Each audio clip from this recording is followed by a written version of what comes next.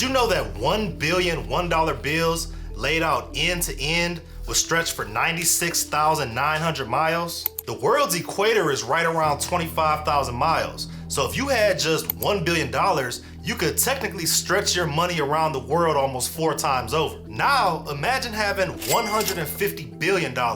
That's enough to pass out a $20 bill to every single person on the planet and still have over $10 billion left. Just take a moment to imagine having that much money sitting in your portfolio while knowing that others are starving and struggling. Is that evil? Well, I don't know. But once you hear this evidence, then you can tell me whether you think that it's evil or not. Now look, I love the game of entrepreneurship. I really love making money and accumulating wealth. And while I look up to people like Elon Musk and Jeff Bezos for their ability to innovate new solutions that impact the entire globe, is it really fair that they get to hoard away hundreds of billions of dollars while the average working person struggles to keep up with the price of eggs and bread? Guess what happened to most people when the pandemic hit? Well, they struggled. And I had my struggles during that time, and I would bet that you did too. In the United States alone, 25 million people lost their jobs when the pandemic hit. Nearly 40% of US households said that they faced serious financial difficulties in the months that followed COVID. But guess what happened to the billionaires? Well, the country's 745 billionaires gained $2.1 trillion in additional net worth, a growth of 70% since the pandemic started. Jeff Bezos' net worth went up by more than $30 billion. The Walton family, who owns Walmart, well, their asset value increased by more than $40 billion. Probably from all of that damn toilet paper that we all ran out there to buy when we heard about the stay-at-home order. In this video, I want to try to answer one question. Are billionaires evil? I mean, are they dangerous? Should they even exist? Well, let's talk about it. But wait 1 second. Before we have this discussion, let's clear up what I mean by evil or dangerous. No, I'm not saying that they are murderers or that they kill people or something, at least not directly.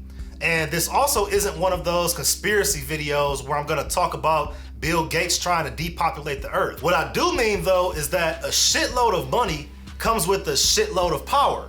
And what the other 99.9% of us don't realize is just how much that power impacts us on a daily basis. I wanna set the stage with a simple scenario. Imagine going out for a pizza with 9 of your friends. The pizza comes to your table and there's 10 slices in the box. Immediately, your friends start passing it around so that everybody can get a slice for their plate. Well, the first guy who gets the box, we'll call him Bob. Bob takes 9 slices and puts it on his plate. Then when it gets to the next person, they cut the remaining slice in half, and then they take half of that slice. And then the next person cuts a half of the half. And this goes around until the whole box gets back to you. And now all that's left is a little piece of cheese that was stuck to the bottom of the box. Now you're hungry as hell. Your stomach is growling, and now you have to watch Bob shove slices into his face while your mouth is watering. Worst of all, he only ate 3 slices, and the other 6 slices are just sitting on his plate. But that's Bob's 6 slices, so unfortunately, you can't have any. That's wealth inequality in a nutshell, and that's really how it works. The nation and the world both have a finite amount of currency in existence, and when a handful of people hoard it all, it leaves fewer resources for everybody else to split. On one hand, you want to be like Bob and have a bunch of slices too. But on the other hand, you despise Bob because he's got a plate of pizza that he's never going to eat, and that one plate could feed the whole table. Let's look at the stats. Today, the richest 1% of the population in the United States holds 32% of all the wealth. In February of 2021, there was $2.1 trillion in circulation across the country, and 331 million people living within the country. So the top 3 million people have $670 billion, while the remaining 329 million people share 1.43 trillion. Just to be clear here, I am not against being wealthy. I believe in generational wealth, and I believe in building innovations that generate revenue. But I also think that there's a such thing as having too much money. And I really don't like the fact that a big bank account can afford the ultra wealthy level of power that they really don't deserve. Just within my lifetime, the whole concept of wealth has changed. 20 years ago, back when I was a teenager, Bill Gates was the golden boy of financial success. At that point, he had a net worth of around $60 billion. And he was considered as the richest person in the world. And during that period, if you were worth more than $1 billion, the average person considered you to be ultra rich. Billionaires at that time lived a life that most people could only imagine. They had mega mansions, they flew in private jets, and competed against each other on who could build the biggest yacht. And all of that was done with just $1, $2, or a few $1 billion. But over the last decade or so, the definition of ultra wealthy has completely changed. Elon Musk is worth more than $160 billion, which is 2.5 times more than Bill Gates was worth back in the year 2000. Bill Gates has almost doubled his wealth since then. Now he's worth more than $115 billion. Jeff Bezos is right up there with both of them, with an estimated net worth of $114 billion. In fact, if you look at the top 10 richest people in the world today, all of them have portfolios worth more than $80 billion.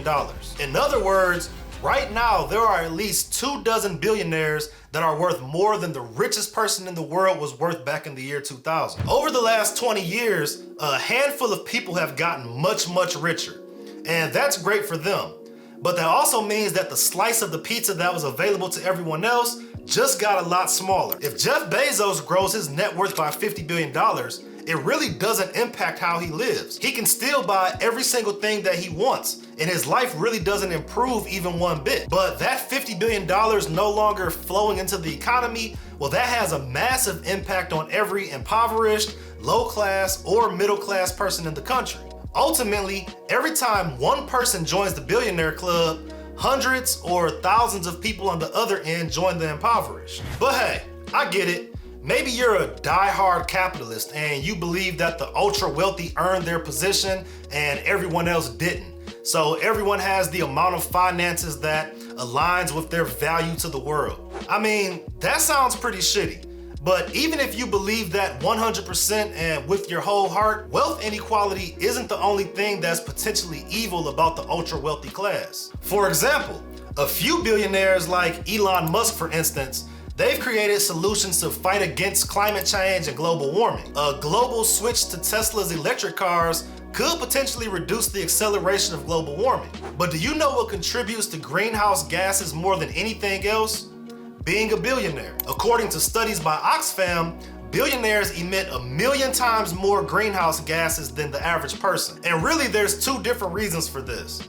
First, it's the industries where they place their money. According to the study, the investments of 125 billionaires produced 393 million metric tons of carbon dioxide emissions every single year. The billionaires that were included in the study have $2.4 trillion invested collectively in 193 companies, which averages to 3 million metric tons of carbon dioxide emitted per billionaire every year. In contrast, people outside the wealthiest 10% emit an average of 2.76 metric tons of carbon dioxide annually. The second part of this is lifestyle. It's proven that the higher your income, the larger your carbon footprint. When a person gets a little bit of money, well, they buy a little house, they buy a little car.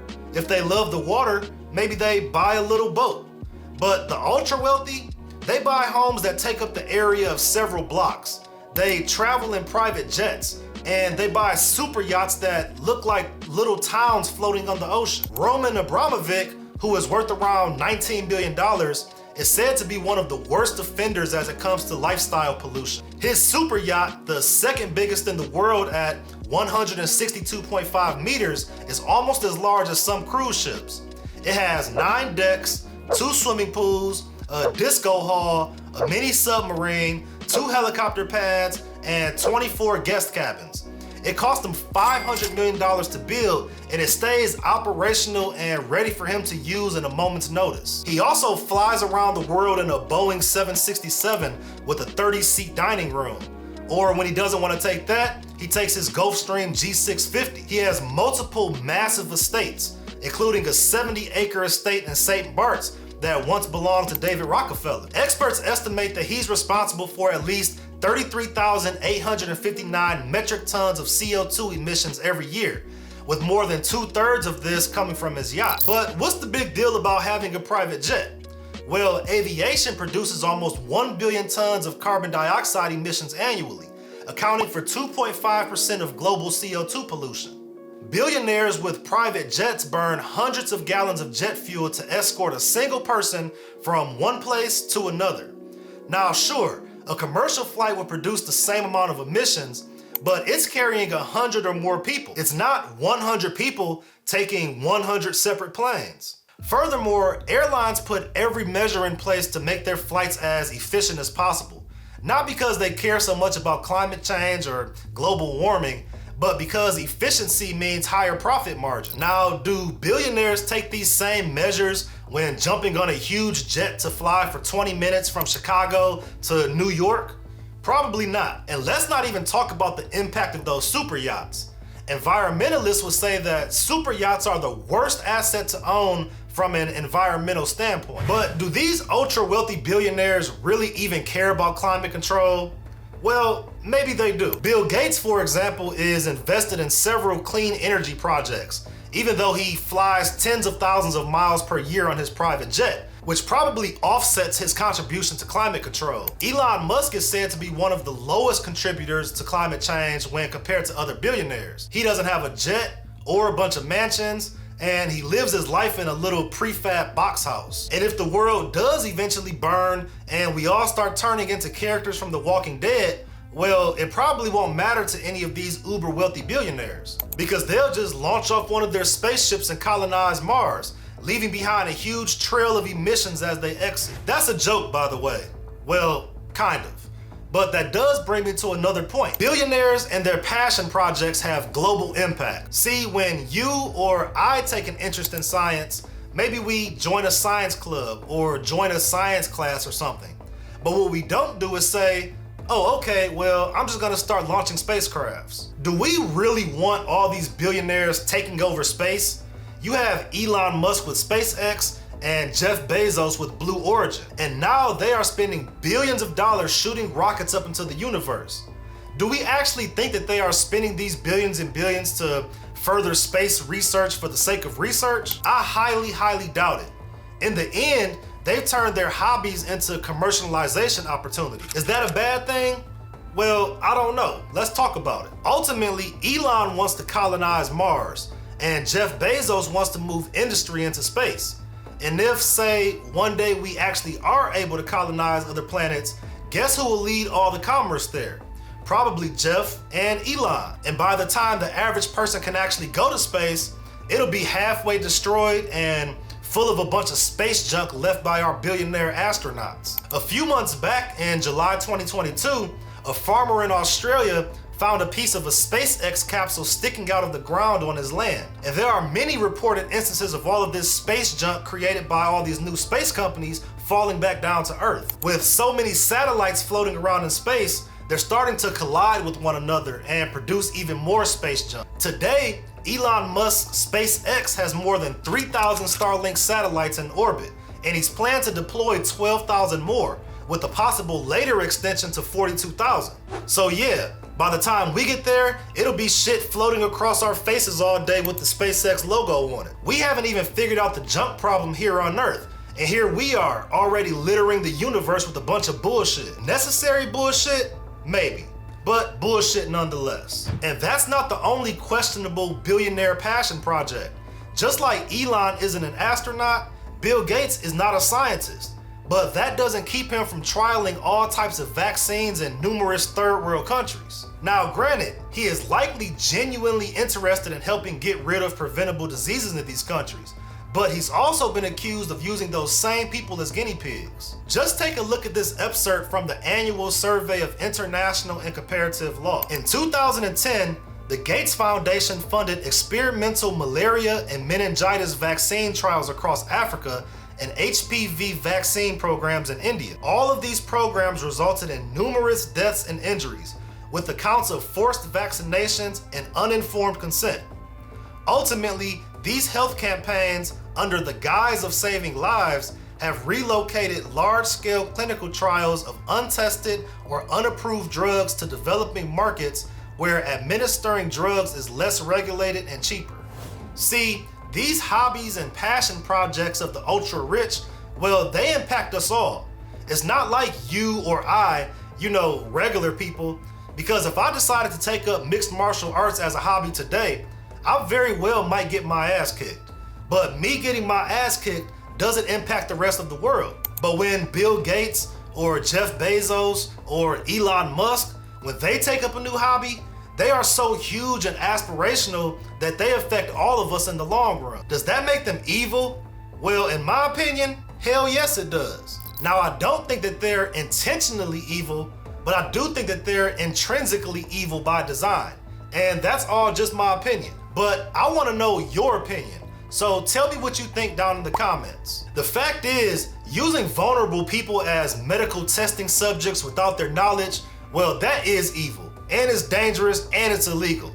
And Bill isn't the only one who's been caught doing just that. For example, I bet you didn't know that Quaker once purposely fed radioactive oatmeal to a bunch of mentally disabled kids.